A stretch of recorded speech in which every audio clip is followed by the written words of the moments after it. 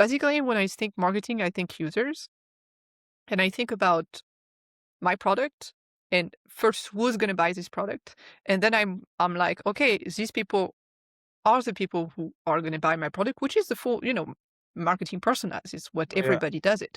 But instead of trying to grab them with ad, I try to grab them where they are. So basically, if it's a B2B product, which is most of the people, I mean, B2C is can be a little more complicated because it really depends the type of people. But for okay, I want to sell this product to business owners. It's like a SaaS. I need to find this type of companies. Then go find them. Go find these people. Where are they? They are probably on LinkedIn. How do you find them? How do you target them?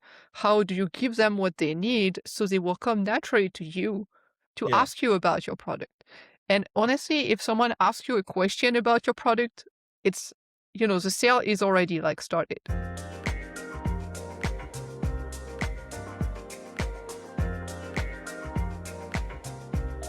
Welcome everyone. We are live today with Virginie Delaitre. She is a marketing strategist and the creator of something that's genuinely new in the marketing space. That is the UX marketing. She invented an entirely new methodology back in 2003 that's now copyrighted and formalized through the UX Marketing Institute. She brings over 12 years of design and digital marketing experience across France and US. And today I'm really happy to have her on today's show. Welcome, Ginny. Hi, thank you. Thank you for having me. You are welcome, Ginny. Can you tell us a bit more about yourself and what you do? Sure. So thank you for the introduction. So I'm Ginny. I'm based in the United States in the Washington D.C. area, and I'm primarily a marketing director for Must Wants right now. I also help them build their product. So I'm sort of in between UX leading the UX team, and also doing marketing, which I think is very actually close to close practice. And yeah, as you say, I have more than 12 years of experience in this boss domain. I work primarily for startups and early stage companies who create products that are innovative, and then we put them on the market and we grow from there. Wow, that's impressive. So basically, as said earlier, you introduced UX marketing in 2003 and copyrighted it in 2005. And that's actually a fact. It's a completely new field. Since you've worked in many different marketing roles, what problem or missing piece kept showing up that made you think this industry needs a completely new approach? Yes, so basically, because I'm both between product and marketing, when I started to do marketing, I saw a lot of people doing advertising, trying to sell the product at a like very aggressively, I will say. But they didn't think about the UX. They didn't think about the user experience. They were not even touching sometimes about the onboarding in the products. They were like, buy it, buy it, buy it. But then, the onboarding was broken. So I think there was like a lack of connection between what marketers were doing and what the UX on the product was. And also, I saw a lot of marketers. And when I say I saw, it's not everybody. I think UX marketing sounds new, but a lot of people are actually doing UX marketing. It's not brand new, brand new. It's more like, how do you rethink your marketing in a way that you bring the user into it?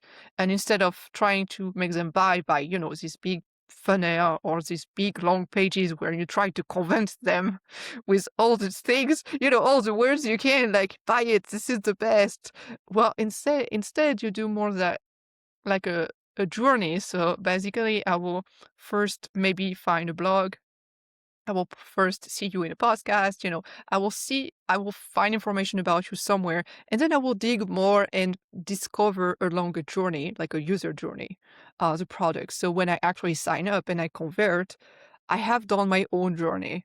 It's not like advertising, click, big, big funnel, and then buy, buy, buy. It's sort of returning the marketing, but I'm not the only one who does it. I just put a name on something that a lot of people do to try to develop a methodology that was a little bit different than what is really traditional, and which is also more like actual from what we see. and what Wow, we wow, need. wow. It's really impressive that you recognize this gap so early. And in my perspective, I agree that traditional separation between marketing and product design is a major problem as well, because when the team that attracts the customers does not talk to the team that builds the customer experience, the brand feel inconsistent. And integrating these two great resources ensures that the promise made in an ad are actually kept when the user interacts with the company. Exactly, because that's exactly the problem is like you make promises when you do marketing.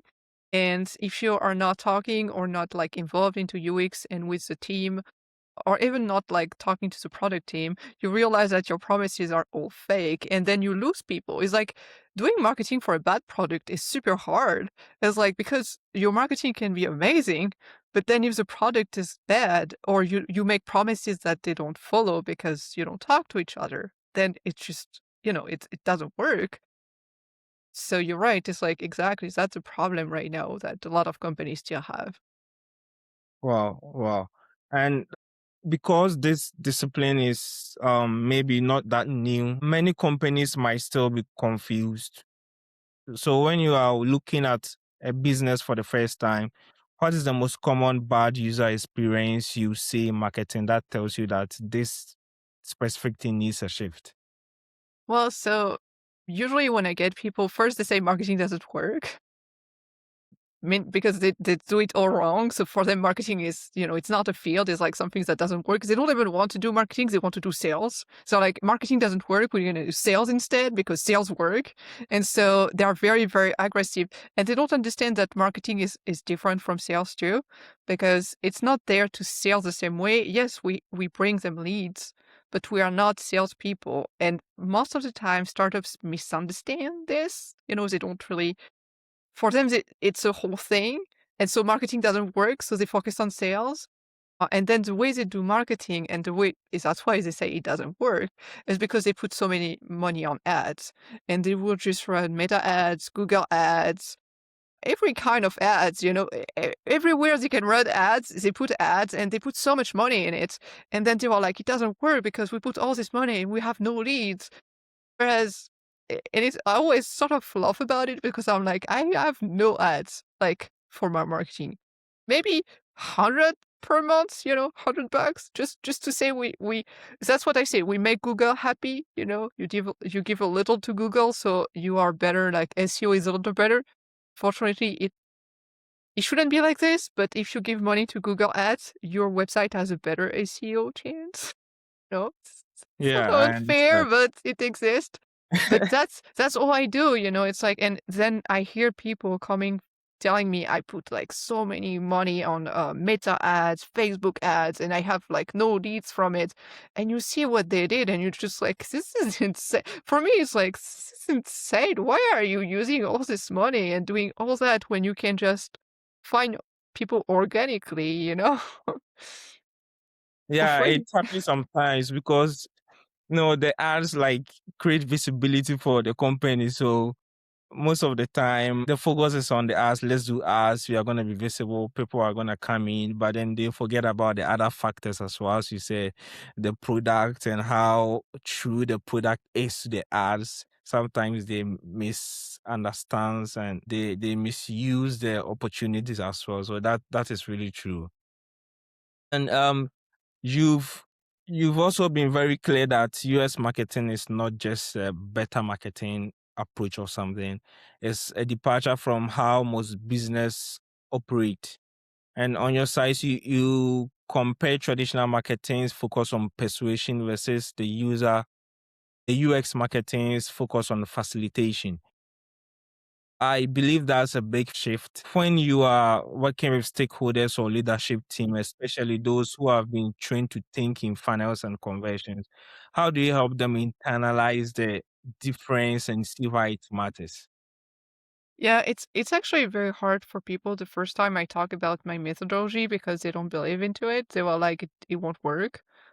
It cannot work. For them, it cannot work. And even when it works, they were like, no, no, it's just luck. It's like, there is no luck. Yeah. It's funny because they don't believe that you can get people organically. They believe that marketing has to be paid ads. It has to be like, that's the only way to get out there. This Right. is the way it should be done. We have always, do things that way. And even if there are new tools arriving, like with AI, we can do much more. They still think that AI should be helping for their traditional version of marketing. Which is the funny part, is like you have all the tools and you still do the traditional way with the tools that are much better. So it's like you don't change your mindset. But you're right, the difference is basically when I think marketing, I think users and I think about my product and first who's gonna buy this product. And then I'm like, okay, these people are the people who are going to buy my product, which is the full, marketing personas. It's what everybody does it. But instead of trying to grab them with ad, I try to grab them where they are. So basically, if it's a B2B product, which is most of the people, I mean, B2C can be a little more complicated because it really depends the type of people. But for okay, I want to sell this product to business owners. It's like a SaaS. I need to find this type of companies. Then go find them.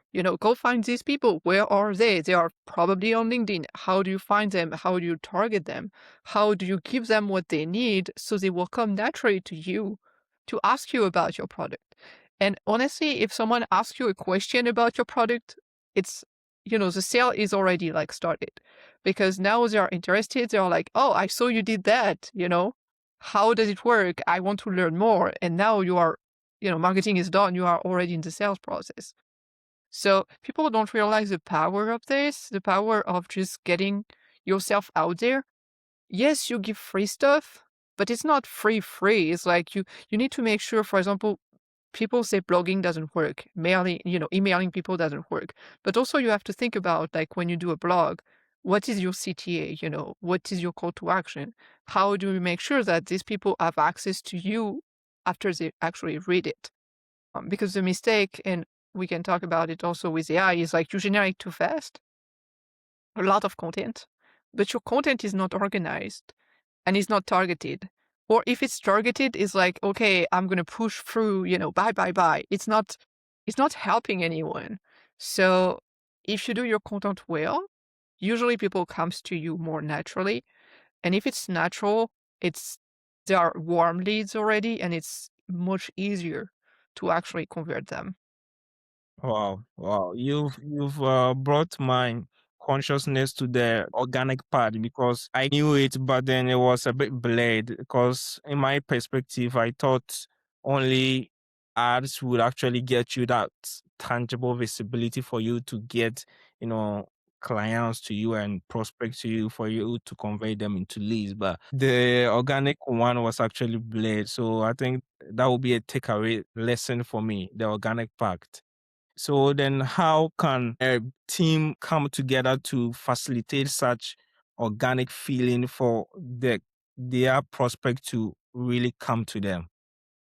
So usually you say you have ads. So if your ads let them run, you can keep them. It doesn't doing some UX marketing doesn't mean you have not to run ads. It means you have ads, but you try to run other things organic beside them, so to reduce cost. Because the problem with ads is like you have to pay for your ads, and the day you stop the ads, you have no leads coming. So that's also my issue with advertising is you can set it up very well, but you still have to pour money into it. Whereas when you put the organic path, you can forget about it. Once the organic is set up, you still get leads without pouring any money. So it costs a little more money at first to set it up, but then once it's organic, you don't have to pour money every month into it. So I usually do both. I don't say don't do ad. I say, okay, we're gonna start the organic path, and when the organic start to generate leads, you can naturally, lower down how Fine. much money you put on ads. Is the organic also set up on Google or where is the organic ads? So organic is like a lot of things. It comes from various channels. I'm gonna give some examples. Very simple example: SEO. SEO is like make sure that your SEO is good. You have a website. You can do ads for your website. Yes, you can do Google Ads, but you can also use the tools that you have to make people come to your website organically. So having a very strong SEO, having a very strong having some blogs is really good for the SEO. Putting in place the new LLM features, so to make sure that you can be discovered by all the LLMs, including ChatGPT, Gemini, that's Claude. Make sure that all these tools can access and read your website. You can think it's obvious, but you have to check for it because I had a website with a client and we thought ChatGPT could read it and then ChatGPT couldn't. It wasn't capable because we had some script on it that was actually blocking. So make sure that your website is fully scannable, that people can come naturally and organically to it. First steps. Step one. Step two, use the free tools, use the free social media. LinkedIn is free, use it. Use the feature that are free on LinkedIn. I always say to people, there is a newsletter feature on LinkedIn that nobody is using when you can literally send emails to your contact for free and everybody who subscribed to the newsletter receive an email in their mailbox with with your information. It's amazing. Nobody using it. It's free. It's like a mailing system for free. It's like, Hmm. why not using it? So there's so many things that people are not aware because they just do ads by default and they don't use all these additional ways. LinkedIn has also a lot of people use that wrong, so we need to be careful with this. But if you look at Dripify, the fact that there is a tool that can connect you with people and then send automatic messaging to them. It works when it's done well. I say that because it's done wrong most of the time. Yeah, yeah, So, exactly. but So, also, all these tools are fully organic and not free because you have to put some work, but it's organic. so then get your organic ads right before you proceed on spending extra money on Google Ads. Yeah, I From mean, and you can still do Google Ads. I think it's good to do a little bit of it, but I think it's the system is broken if you do Google Ads and your SEO is not done right. It's like you have missed something Yeah, because you should be first having a full website working properly with organic people coming in, and then Google Ads should be on the top of that to yeah. bring more people. It shouldn't be the solution of a broken system. That's what I'm talking about. It's like ads shouldn't be the solution of a broken system. It should be something you put on the top of what you already do right. Okay. Wow, that's a great lesson and an insight there. Thank you very much. So in 2023 December, you launched the US Marketing Institute to formalize the methodology, equate practitioners, and set industry standards. That's a significant step beyond just publishing a framework. What convinced you that UX marketing needed its own institute, and how does the UXMI function to drive adoption and establish those standards across the industry? Yes. So when I created UX marketing, and that's what you ask a lot in this podcast, is people were like, okay, this is great. It's great to have a methodology. This is a textbook thing, but how do I apply it? So I created the institute in this idea. So how can I apply the methodology to a real company, to a real startup to actually generate leads? Because that's all we want. So that's why I created the institute. For now, the institute is mostly a newsletter that I have actually on LinkedIn, and I'm moving to Substack. So I'm going to have the institute on Substack, publishing information about how to do UX marketing there. I also have developed a software, which is I launched it in beta last year, then I removed it to improve it more, and I'm going to relaunch it again. It's basically a software that helps you doing UX marketing the simple way because it's going to guide you through everything you need to do, everything you need to know, and then it's going to help you using AI to generate content the right way with the user in mind, the brand in mind, because I think we should use AI. It's really important. It's get things so much faster, but we should use it in the right way. Thinking about the users, the people always UX marketing is basically thinking about the people on the receiving side. Yeah. And, Mm. it's like how okay, even for advertising, it's like I'm looking at it. I'm looking at this advertising. It's like, is it good? Do I like it? Most of the time when people do marketing, they try to convince so hard. But what if I'm the user? What if I'm on the other side? Is it good for me that you push so hard like this? Mm-hmm. Maybe not. So it's like always think both sides, and that's the problem with AI. Is like it looks super great, but then on the receiving side is like, does it sound human? Does it sound a little bit like buggy and all the bullet points is like, is it easy Yeah, to right. read? Maybe not. It's like all the information is here. Yes, it is. But is it easy to read? Not really. Is it great? Is it convincing me? No, it does sound like a robot. It's so Mm. Yeah, so that's right. so I have to be careful using AI for sure. Yeah, yeah. Speaking of AI, I read your recent blog on how AI is actually causing a regression in UX, which is such a counterintuitive argument in an era where everybody is talking about AI and how fast it is. You wrote that when everyone can build apps and generate content quickly, the UX dies. And I think that's a really bold statement. Walk me through what you are seeing happen in real time. Are we already at a point where the democratization of creation is actually hurting user experience, or is it more of a warning signal about where we are headed? Yes, so that's actually, that's very new. I wrote this article a few days ago, and I think it wasn't like this last year because generated with AI was still a little bit like buggy and stuff. But now that it's available for everybody, everyone can just open their computer and generate whatever with AI. It can be a blog, it can be a social media post, it can be a full app. And they are not UX designers, right? Not everybody is. It's a job. It's an actual job. You have to learn at school. So Yeah, it's like not everybody is. And I think the problem is it's like letting everybody. It's like you give paint colors to everybody and you ask them, to do a painting.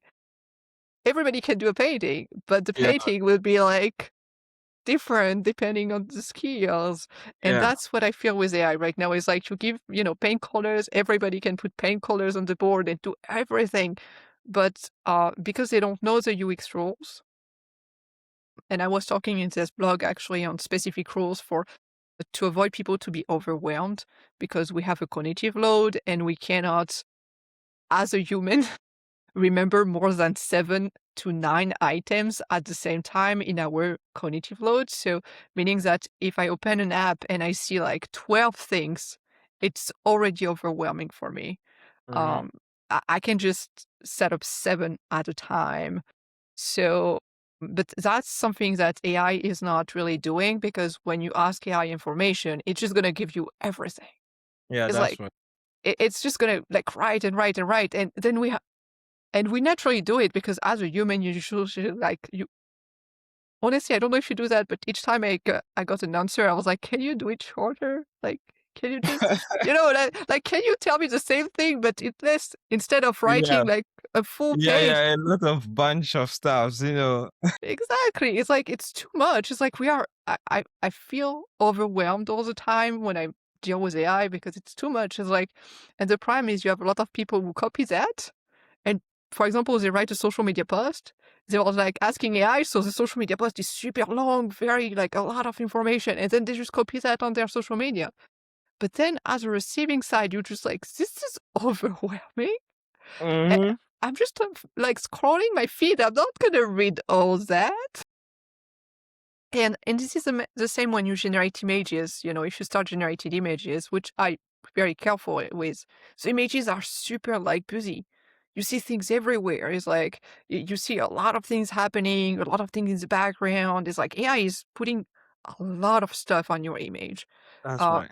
and if you use it for advertising, and you probably know some rules of design, is like we try to be, cleaning up, letting some blank space, listing like, the design has to respire, like to breathe, something like this. Whereas AI is not, doesn't know anything about that. It's just gonna put everything, the most information it could in this little space. So that's a problem we have right now, I think. It's like we are all getting overwhelmed because we have people using AI and then they copy paste that. I had some people, I'm asking a question in an email.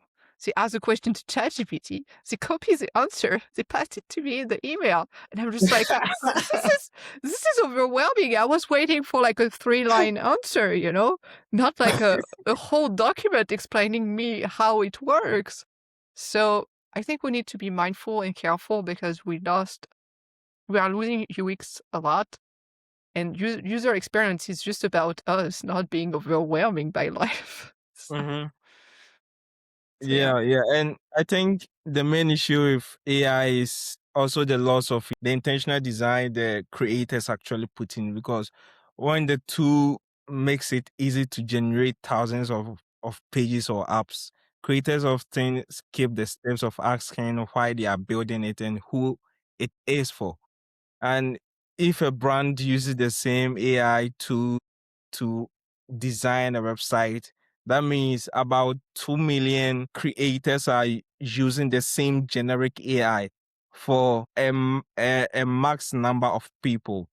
So I believe the human touch is actually really important. Yes, you can use AI to build whatever website you want to build, but you have to also know that the human touch is also really important for the Yes. authenticity's sake.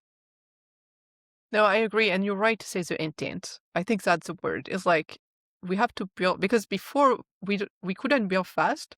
So we had to think a lot because it took time to build. So it was natural. It was like if it's gonna take a week, I'm gonna think through it because I cannot just use a week and then, realize I was wrong and start again. But now it's so fast that people don't think. They were like, it's okay. If I mess up, I will just do it again, which is like, okay, but they lose the intent and then they start sharing a little bit too soon. And then on the other side, you have people who start rejecting it. And you talk about that off screen before is like some people reject AI. And I Yeah. think that's because of that. That's because there is a lack of intent and and some people just say it's wrong, it's not made for me. It's made for it has no intent behind it. I don't even know what I'm looking at. Mhm. So you're right. It's really the issue that we are going through right now. Yeah, and I hope we get healed from such sickness, AI sickness soon.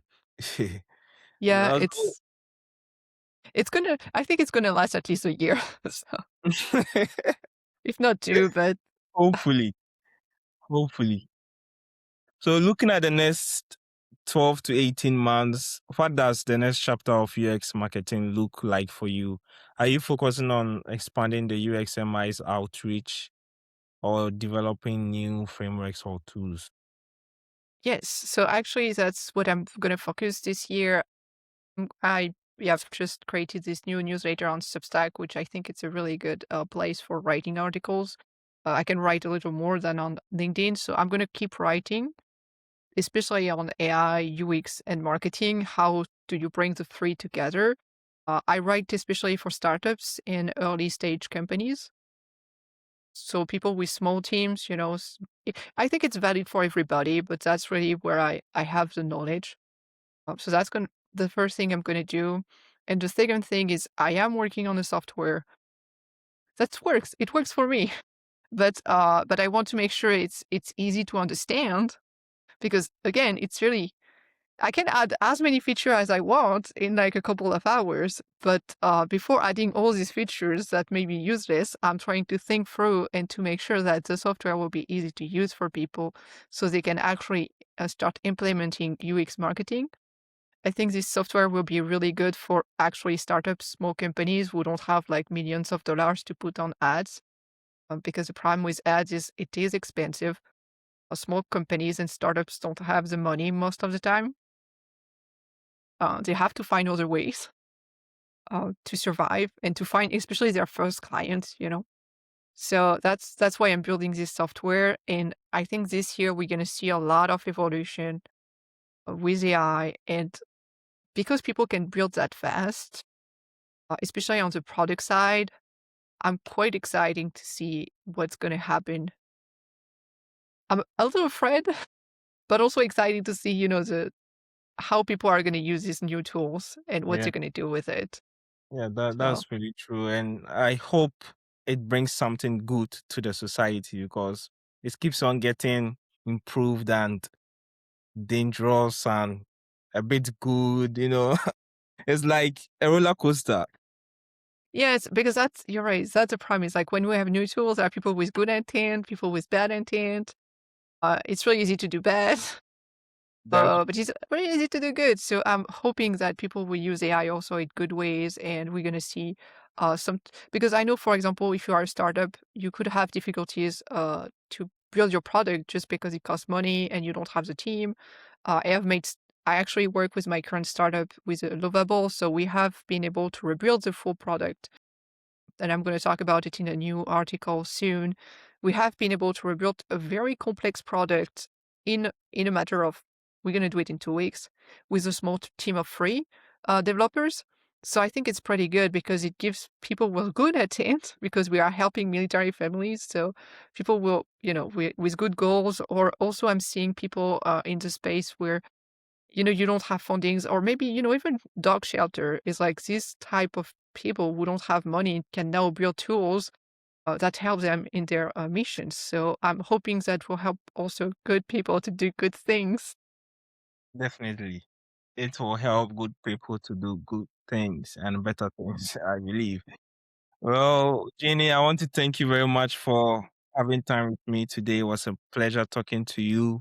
Thank you for your time and openness. I really cherish your insight on UX marketing, and your software you are building is going to reach a really high height and it's going to attract more users as well, since you are the legend in UX marketing. Thank you. Thank you for having me today. You are welcome. So, in case anybody wants to reach you, where can they reach out to you? Yes, so I'm on LinkedIn, Ginny Delaitre. I think it's the best way to find me. And I have a Substack newsletter called UX Marketing. I think if it's just uxmarketing.substack.com. So All really right. easy to find, I think, and I will share all of about the software on this newsletter. So All right. So, guys, I will share Jenny's links in the description below. So, in case anyone wants to explore her writings and her works, you can access these links. So, that will be a wrap for today. Remember, we are here to learn, we are here to grow as a community. Thank you for joining me on today's episode. If it resonated with you, make sure to share it with your friends and your colleagues. Thank you very much, and I will see you in the next episode. Bye.